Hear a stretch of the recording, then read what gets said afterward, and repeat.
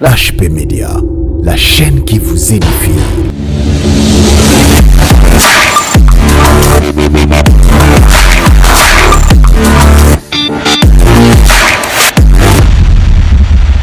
Voilà, merci de m'avoir encore retrouvé sur votre chaîne EHP Média. Juste un petit rappel, c'est bien moi, votre fille, votre sœur Micheline Mfouila. Alors, EHP, c'est une chaîne, c'est une famille, une grande communauté des assemblées chrétiennes. Si nous sommes là, c'est juste pour un seul but, de nous soutenir physiquement ainsi que spirituellement jusqu'à l'arrivée du Maître, bien sûr que le Seigneur Jésus-Christ de Nazareth. Alors, restez branchés, restez scotchés. Là, derrière la caméra, je vois Eric Caxenal, Lissou, et aussi à mon coach, à mon coordonnateur, Brice, la vraie définition de la sympathie, et à ma concert Davina, et aussi, je dédie cette émission à maman GH de papa Osé Amani. Alors ici, nous sommes à Bandal, précisément sur l'avenue Tonde. Tokicha, juste pour toi, ba vie à Batu. Alors, téléphone, ezoboma tellement mabala. Namona ki na téléphone na ye. Azobomba boy un téléphone na ye. Téléphone ezoboma tellement mabala belé. J'avais vu sur son téléphone, elle appelait ceci cela. Alors, question de biso ezaboy. Est-ce que eza permis na partenaire na moi site mobile à contrôler le téléphone ya moi na déjà appel en absence appel récit SMS compte Facebook? Est-ce que ça permis na mutu à contrôler téléphone ya partenaire na e toyoka ba vie ba puis yo peut répondre biso na commentaire. Voilà, c'est parti avec les avis des autres. l'HP Média, la chaîne qui vous édifie. Bonjour maman. Bonjour. Soupe Tokiti, pour te poser juste des questions encore. Est-ce que ça a permis na mobile à contrôler le téléphone? Il y a moi c'est déjà appel entrée, appel sortant, SMS compte Facebook, il y a moi c'est. Et ça normal? Et ça normal, il y a moi panza ba te mikolo. Ah non.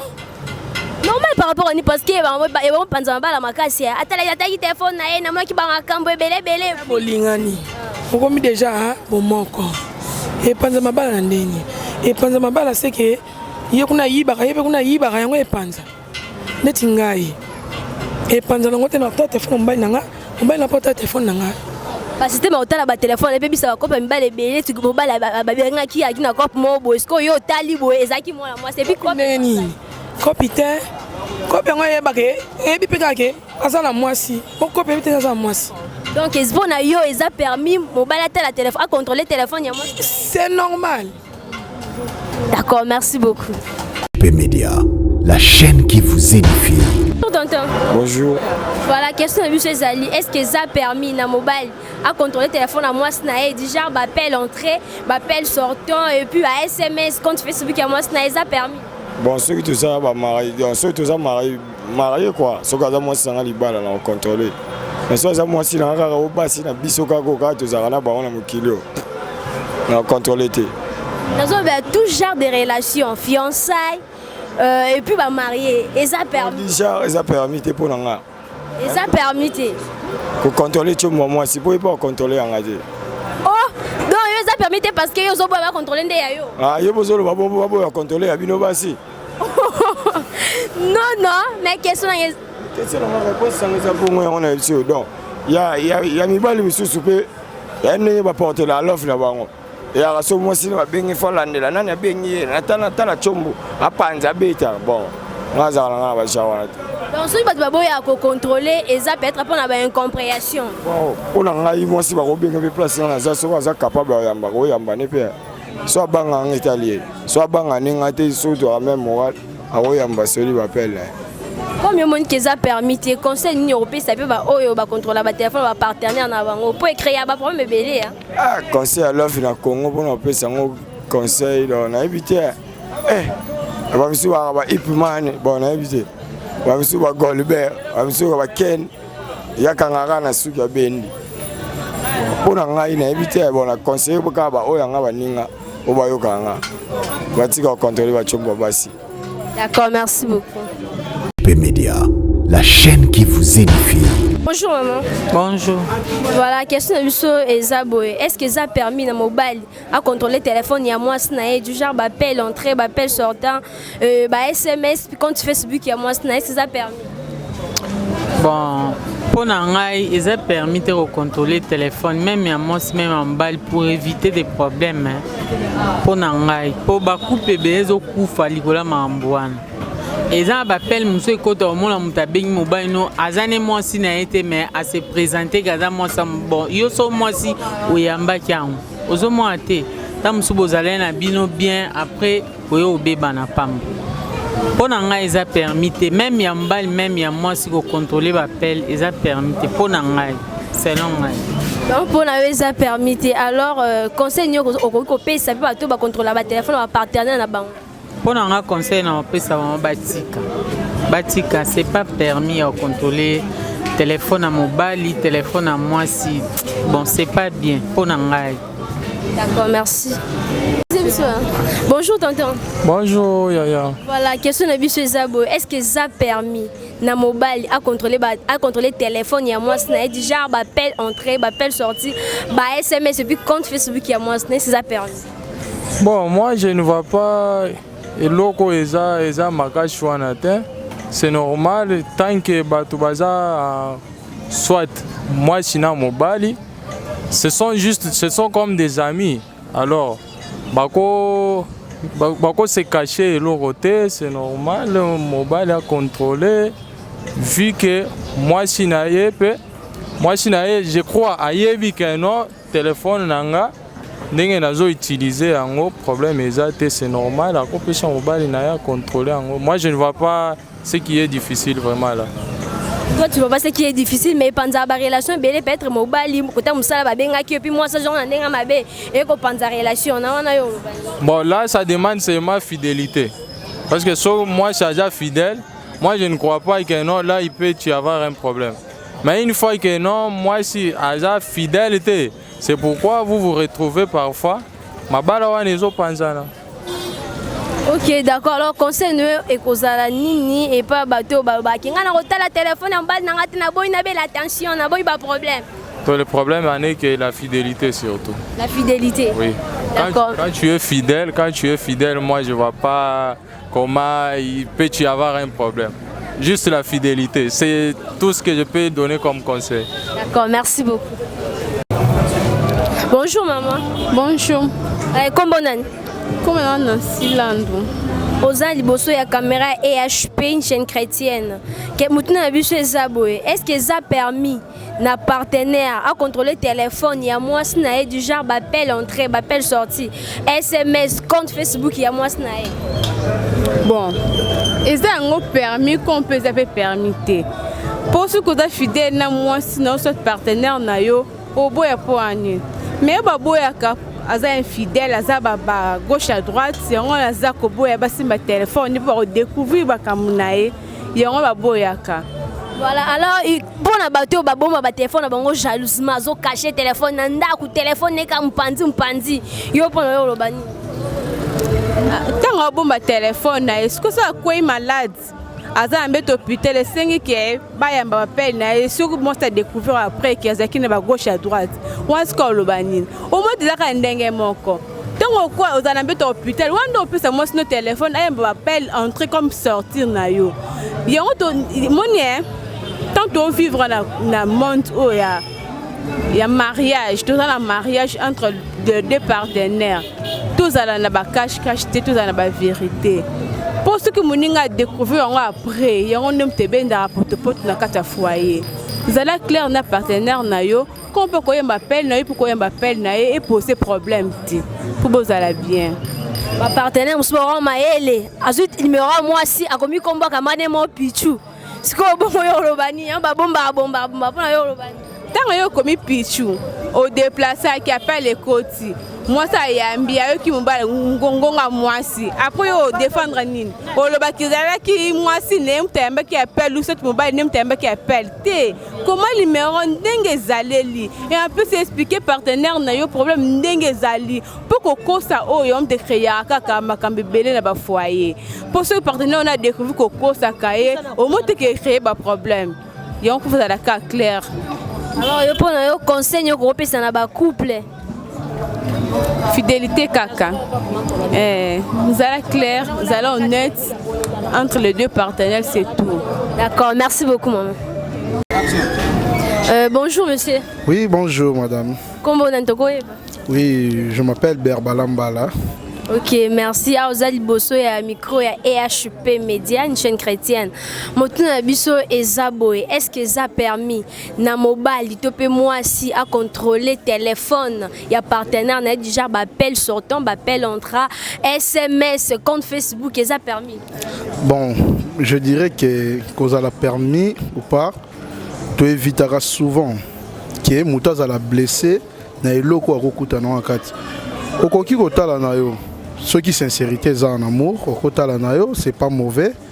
Mais le problème en est que au moins il y a genre il y a compréhension aucun croisé du genre il y a message moko tantôt mobala ndoso la chef nae par rapport il y a makamunde comme on monde à éviter peut-être au combo il y a quoi afficher combo ya chef na répertoire à quoi luka utiliser système moko check combo moko pour na masquer et coïncider que non, yo tango koto tali parfois tu n'es que tu es ou moi je suis déjà là. Moi si tango koto moi ni bon tali maman boya quand si moi si. Au luko salo rappeler numéro 1 or pour rappeler les chefs mbal na yo. C'est pour cela un moto évitera to boya kamza ils ma bien te ko contrôler bon ko tout na peut-être ou ko tout na partenaire no sur place. Ah, ça c'est qui ou bien je vois c'est un peu compliqué avec ce numéro. Il est là à répondre à eux, c'est qui est. Mais, qu'on soit qu'à téléphone à tout moment, qu'on contrôle la cas, surtout en absence, ils ont bien mingité.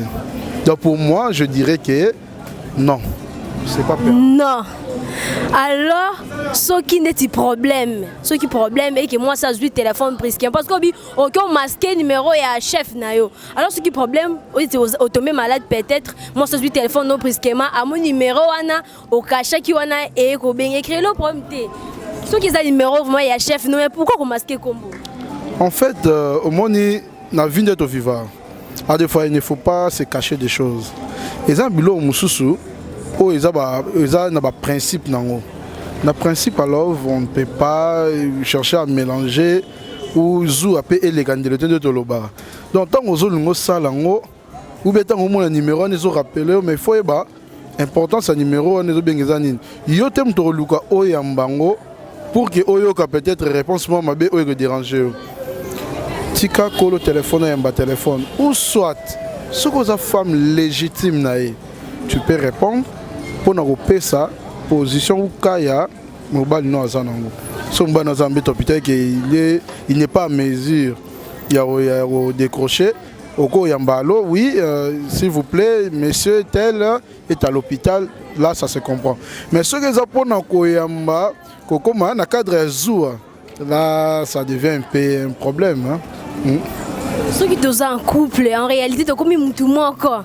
Mais pourquoi ne pas regarder? Pourquoi ne pas regarder? Parce que toi, tout le monde encore. Tu es à moi, moi je suis à toi. Mais pourquoi ne pas regarder? C'est normal, bon. Nous allons répondre à nous sommes en couple, bien sûr. Mais, donc vous voyez déjà une petite position. Donc je voulais dire qu'on partage les deux. On ne partage pas les mêmes téléphones. Donc tout ça, spirituellement, en esprit. Hein? Mais physiquement, il y a un téléphone. Moi, c'est un téléphone, je ne parle pas un téléphone. Donc ce qui veut dire que non, je parle gérant un téléphone. Moi, ce n'est pas gérant un téléphone. Mais il y a des choses où peut-être que 5 mais dans terme téléphone, il y a tout ça pour vous protéger aussi. Pour nous protéger. Ce n'est pas que pour nous non. C'est juste que non. okomona message mo muta tindenga bien intention oyo muto ana banda opesanga ezale ma bien te mais yo tango moni bon directement tu vois mibali na yo bakomela ka yo or que toi ba réalité on kin ou bien monde ngezoleka donc na matière ya téléphone je dirais qu'il faudrait être prudent. Il ne faut pas trop penser que non, si on a continué le téléphone aux yeux vérité, non. Au coup, tu appelles le téléphone, il n'y a rien, hein. Tu ne trouves rien, mais les bandas, au coup, c'est plus que le téléphone. Donc, voilà, maman, le téléphone, ils ont pensé à ma balle tellement. Ils ont pensé à ma balle. Moi, qui m'appelle le téléphone, ils allaient que moi aussi. Alors, conseil, qu'on peut ça dans couple, pour la rembouiller le téléphone. Bon, dans le couple, pour le téléphone, il y a peut ça la confusion genre il y a couple ni to lobby là puisque nous c'est comme lingi moi petit nze no mo couple au quotidien universel c'est quoi ça médecine docteur tout ça ça donne ça crée aussi des confusions donc pour na lobby là pour na couple de vrais couples ou ceux qui sont en voie il y a un mariage je pourrais dire que non bon de baba que avoir vérifié, c'est pas mauvais, mais il faut tout à l'heure, place ni nous kendele. Est-ce que aux autres c'est créer problème comme créer les problèmes comme on dit souvent. Quelque part aussi on dit que les contrôles ou comment dirais-je le mot comme on dit ouais, comme on dit que la confiance n'exclut pas les contrôles. Comme ça n'exclut pas les contrôles, donc au coquille, côté que les libertés à téléphone, mais le but c'est que nous tout ne peut chéri, mais appelle nous surtout ce numéro appelle trop. C'est qui? Surtout si on a connaissance à mouton. Mais conseil, ils ont dit que c'est géré. Que tout n'a pas été, mais zou appelle et les gâtés. Donc au tout n'a pas contrôlé, mais na ba méthode mobile ba genre mora bien quoi pour na créer trouble dans la foyer. D'accord, merci beaucoup. Merci beaucoup. P-Média, la chaîne qui vous édifie.